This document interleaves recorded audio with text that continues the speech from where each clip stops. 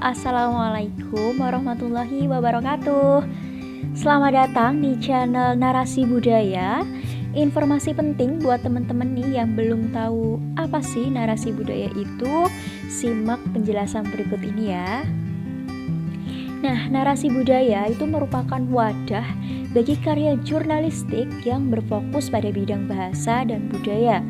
Beragam berita, wawasan kebudayaan, dan peristiwa faktual itu dikemas secara rapi dalam media ini.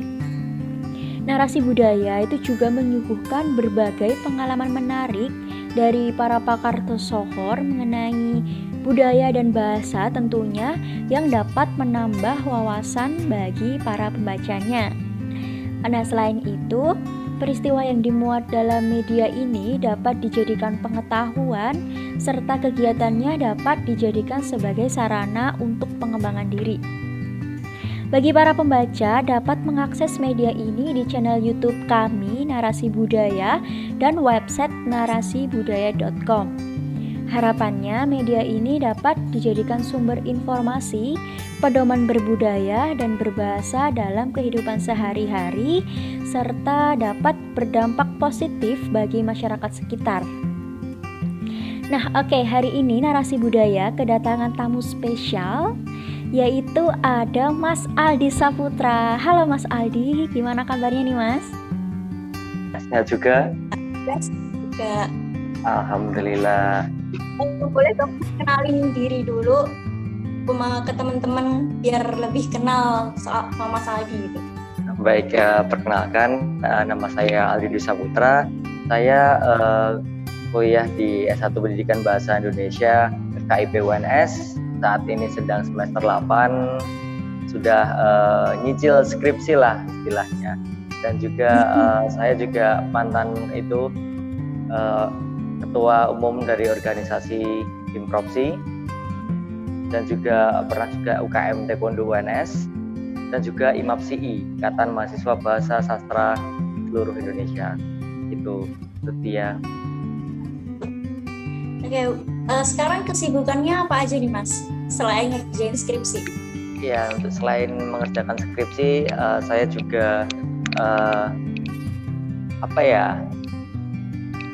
kemarin tuh saya ikut PKM, saya mengajukan 5 proposal dan alhamdulillah di seleksi tingkat UNS sendiri lolos 4. Jadi ini masih menunggu proposal dari Dikti juga, jadi walaupun saya semester 8 tapi tetap masih ada keinginan untuk ikut PKM lagi untuk bisa lolos lagi, padahal sudah semester 8. Emang nggak tahu waktu saya ini.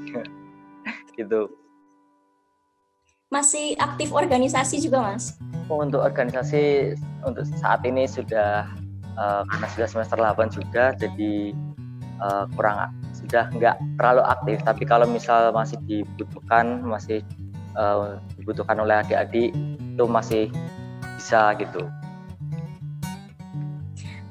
Dulu waktu Mas Aldi belum semester 8, masih awal-awal gitu, gimana sih cara Mas Aldi buat manage waktu antara kuliah sama organisasi gitu, tapi juga bisa berprestasi? Itu kan keren banget ya Mas. Biasa. Jadi yang pertama itu, yang penting ada niat terlebih dahulu. Yang pertama itu ada niat. Ketika kita ada niat, itu pasti ada jalan. Jadi misal kita niat untuk ikut sebuah kompetisi, ada keinginan, ada sebuah niat, maka waktu luang itu pasti akan mengikuti. Jadi misal kuliah sedang banyak tugas, organisasi sedang banyak event, tetapi kita ada keinginan, ketika kita ada niat, pasti di situ otak kita itu merespons agar mencari celah, mencari waktu luang sendiri. Jadi bisa tugasnya diselesaikan dengan cepat. Jadi karena ada keinginan untuk ikut sebuah lomba itu, terkadang pekerjaan kuliah itu bisa kita kerjakan lebih keras. Jadi respon dari otak kita itu merespon dengan semangat yang lebih baik lagi ya, agar pekerjaan-pekerjaan itu segera selesai dan kita punya waktu luang untuk mengikuti sebuah kompetisi seperti itu. Jadi yang pertama itu harus ada keinginan, harus ada niat terlebih dahulu. Gitu Lutfia. Kalau boleh tahu prestasi yang udah diraih selama ini ada apa aja Mas?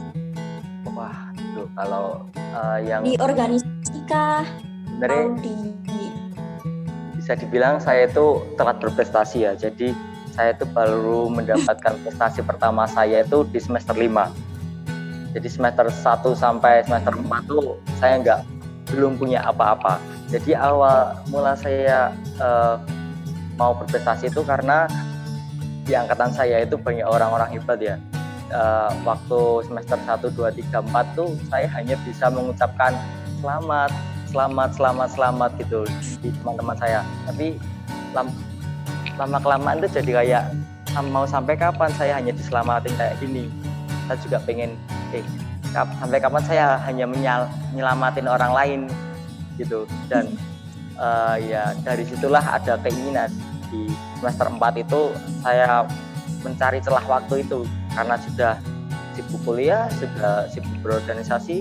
Lalu di semester 4 saya ingin mencoba mengimplementasikan ilmu-ilmu yang saya dapat di selama organisasi ya. Jadi di organisasi itu saya di bidang media dan komunikasi. Jadi di sana saya belajar desain dan juga editing video. Nah, dari sanalah semester 4 itu saya mencoba untuk ada keinginan untuk nyoba-nyoba ikut lomba. Gitu, dan untuk mengimplementasikan ilmu yang saya dapat juga selama berorganisasi. Dari semester 4 itu saya nyoba, lalu di semester 5 itu baru saya dapat prestasi pertama saya, yaitu lomba masih tingkat UNS ini, lomba video profil ini, tahun 2018 itu pertama kali itu dapat lomba itu tingkat UNS. Setelah itu nyoba yang tingkat nasional, baru dapat juga di 2019 itu lomba film dokumenter yang menyelenggarakan FIB UNS juga. Lalu baru mau mencoba keluar walaupun tadi ya FIB UNS, tapi itu udah tingkat nasional, juara 1 film dokumenter tingkat nasional yang menyelenggarakan kebetulan FIB UNS.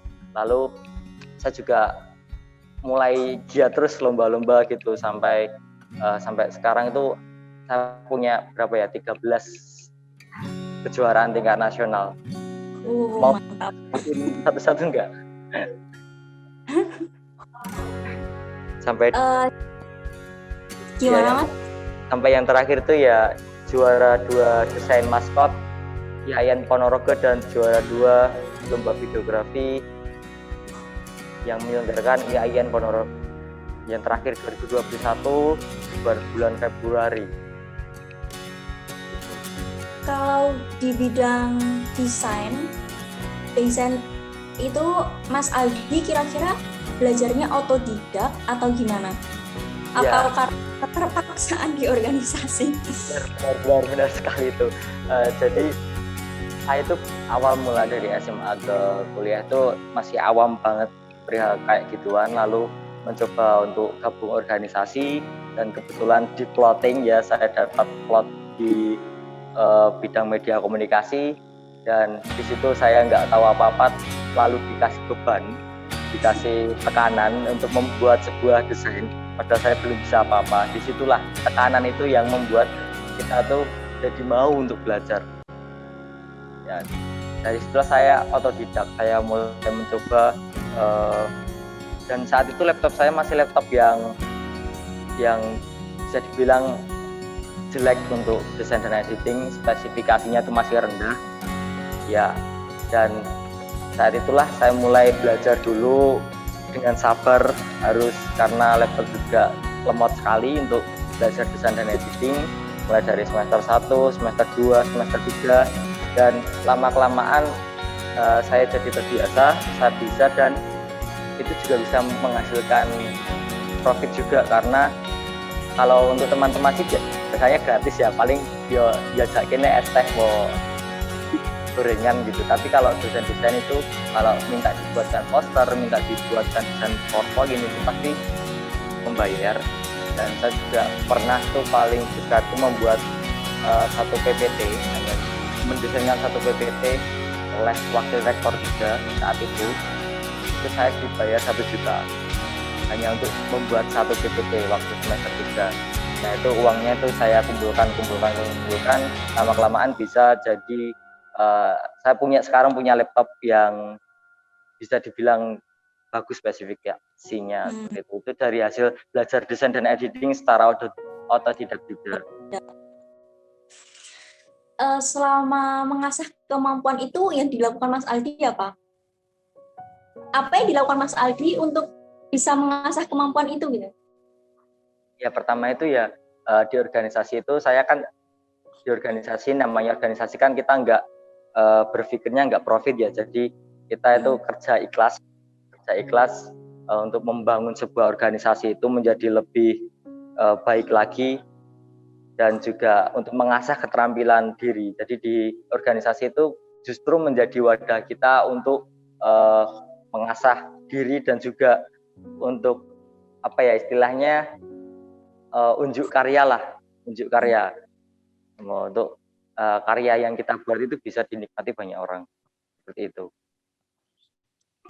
Oke, kalau semisal di bidang IT sendiri, prestasi yang udah diraih sama Mas Aldi apa aja nih? Bidang IT, bidang IT itu saya membuat kalau prestasi saya pernah juara 1 lomba media pembelajaran inovatif yang diselenggarakan oleh Univet tahun 2020. Itu saya membuat website untuk media pembelajaran di masa pandemi, dan sekarang juga website tersebut saya gunakan untuk skripsi, yaitu www.menuliskreatif.id, yang itu dulu saya gunakan untuk lomba dan sekarang saya gunakan untuk skripsi. Oke, sebenarnya susah nggak sih Mas kalau mau belajar desain itu? Kalau bagi orang awam yang belum pernah mencoba gitu kan masih bayangannya tuh desain susah, IT susah gitu kan? Ya sebenarnya kita tuh mau belajar apa aja itu bisa ya. Jadi saya tuh kalau desain dan editing itu kebetulan hobi, jadinya emang mudah untuk mempelajari hal tersebut. Tapi saya itu juga punya kelemahan, saya tuh walaupun saya mahasiswa pendidikan bahasa dan sastra Indonesia, tapi saya tuh nggak bisa membuat puisi dengan baik dan benar, nggak bisa buat cerpen dengan baik dan benar, nggak bisa bikin novel gitu. Tapi karena itu dari situlah saya juga belajar, walaupun saya nggak ada minat di situ, nggak ada hobi di situ, nggak punya kemampuan di situ, tapi saya juga mau belajar dari teman-teman saya yang ahli di bidang tersebut. Dan ya hasil dari usaha tersebut juga alhamdulillah saya juga iseng-iseng ikut lomba puisi itu juga pernah juara. Jadi saya juga pernah juara satu lomba cipta puisi tingkat nasional yang diselenggarakan oleh Unpidar tahun 2020. Saya juga pernah juara satu lomba musikalisasi puisi yang diselenggarakan oleh Universitas Gunung Jati tahun 2020 juga. Tapi bedanya itu kayak gini, misal saya itu punya hobi di bidang desain dan editing. Ketika saya ikut lomba itu paling dari 3 kali ikut sertaan tuh pasti salah satunya juara. Tapi kalau di bidang puisi saya tuh dari 10 kali coba pun baru 1 kali yang juara. Bahkan sampai sekarang tuh kalau saya ikut lomba puisi itu ya juaranya saat itu tok, jadi kayak bedan gitu. Nah, jadi apapun sebenarnya kita bisa pelajari apapun itu. Yang penting ada niat, ada waktu, ada ketekunan, itu pasti apapun hal bidang apapun pasti bisa kita pelajari. Oke, tanggapan Mas Aldi gimana nih buat teman-teman yang sebenarnya dia tuh bisa tapi dia tuh nggak mau belajar gitu? Gimana ya tanggapan Aldi? Ya itu ya harus mau belajar ya. Kalau nggak mau belajar ya kita nggak mungkin tahu. Kalau kita nggak coba ya kita nggak akan pernah tahu gitu. Dan yang saya tuh pernah termotivasi oleh salah satu nasihat dari rektor UNS saat itu, Prof. Rafiq. Itu beliau mengatakan quality more than quantity. Jadi kualitas itu di atas kuantitas. Sebenarnya IPK kita, nilai-nilai kita itu tuh hanya kuantitas, tapi di atas kuantitas tersebut ada yang namanya kualitas. Di balik angka-angka nilai dari perkuliahan kita itu ada sebuah tanggung jawab. Dan saya langsung merenungkan diri, oh benar juga ya. Jadi misal ya ada di pendidikan bahasa Indonesia itu ada mata kuliah namanya menulis kreatif. Nah itu kebetulan juga saya dapat nilai A, dan tapi kok saya itu nggak bisa ngapa-ngapain gitu loh. Ada mata kuliah menulis kreatif tapi saya nggak punya karya puisi, saya nggak punya karya cerpen, saya nggak bisa bikin novel. Dari situlah saya mulai ya aja belajar lah. Jadi saya punya rasa tanggung jawab itu, karena memang kadang nilai di perkuliahan itu ya bisa dibilang kurang kompetitif karena banyak dosen yang sangat dermawan untuk memberikan nilai. Jadi mungkin dari peringkat 1 sampai peringkat terakhir itu kalau di angkatan saya tuh nggak terlalu jauh nilainya, IPK-nya tuh pasti bagus gitu. Kalau di angkatan saya itu seperti itu. Jadi menurut saya juga sama, IPK itu hanya kuantitas, tapi yang sebenarnya itu adanya namanya kualitas, quality more than quantity. Itu yang dari Prof. Rafiq, rektor UNS tahun berapa ya itu, belum Prof. Jamal. Oke, terakhir nih Mas, kasih tips dong buat anak-anak muda zaman sekarang biar masa muda mereka tuh nggak sia-sia gitu, nggak terlewatkan gitu aja. Jadi kayak Mas Aldi ini kan aktif di organisasi, iya, dapat juara juga, iya. Jadi tips gimana sih biar teman-teman yang lain tuh juga masa mudanya tuh dipakai dengan baik gitu, biar nggak nyesel gitu nanti akhirnya. Sebenarnya nggak ada yang namanya kata terlambat, jadi nggak ada yang namanya penyesalan. Kan saya juga bilang tadi saya baru mendapatkan prestasi itu semester 5, dan itu bukan sebuah hal yang terlambat gitu. Apalagi saya juga di semester 5 itu baru mengenal PKM, dan saya juga baru ikut PKM sekali itu semester 5, dan juga lolos pun masih didanai oleh UNS, belum dikti. Oleh sebab itu saya di semester 8 tuh masih ingin mencoba, jadi nggak ada kata terlambat. Semester 8 saya masih ingin mencoba PKM, masih penasaran dengan bisa didanai oleh dikti itu seperti apa. Jadi itu nggak ada kata terlambat. Kalau ada keinginan, ada niat, kapanpun pasti bisa. Yang penting itu ada keinginan, ada niat. Jadi yang harus dikedepankan oleh teman-teman yang masih muda-muda, semesternya masih muda-muda itu, yang penting itu ada niat. Kalau kita ada niat tuh nggak harus berprestasi ya, nggak harus berprestasi, tapi juga misal kita tuh ada niatan untuk berwirausaha, untuk punya niatan untuk membuat sebuah lembaga amal, lembaga pengabdian sosial. Nah seperti itu. Jadi yang penting itu ada niat agar nggak sia-sia masa muda kita tuh. Kita tuh harus punya solusi, kita harus punya inovasi, baik itu bidang akademik, non akademik, sosial maupun wirausaha kayak gitu. Kita harus mau belajar, kita harus ada niatan seperti itu. Oke, ya teman. Yang penting tuh niat dulu. Iya, betul sekali. Ada niatan. Oke, itu tadi teman-teman beberapa pertanyaan yang udah dijawab oleh narasumber kita, Mas Aldi, seorang aktivis muda yang udah banyak menghasilkan prestasi di berbagai bidang ya.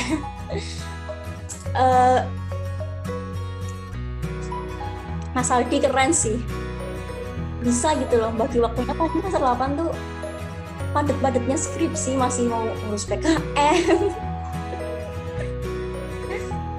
Oke, nggak apa-apa. Terima kasih ya Mas Aldi atas kelonggaran waktunya. Jangan lupa tetap berkarya, tingkatkan terus prestasinya, nggak ada kata terlambat katanya. Betul. Selalu semoga skripsinya cepat kelar. Amin. Terima kasih Lutfi. Itu tadi teman-teman beberapa pertanyaan yang sudah dijawab oleh narasumber kami, Mas Aldi Saputra. Jangan lupa tonton terus podcast-podcast dari Narasi Budaya lainnya agar kalian itu lebih tahu tentang informasi kebudayaan dan kebahasaan Indonesia tentunya. Dan jangan lupa untuk terus dukung channel ini dengan cara subscribe di bawah ini dan nyalakan tombol notifikasinya agar kalian tidak ketinggalan untuk informasi-informasi selanjutnya dari Narasi Budaya. Buat temen-temen yang mau kirim saran atau kritik, boleh banget bisa langsung komen aja di bawah ini. Oke, sampai jumpa di next episode. Bye.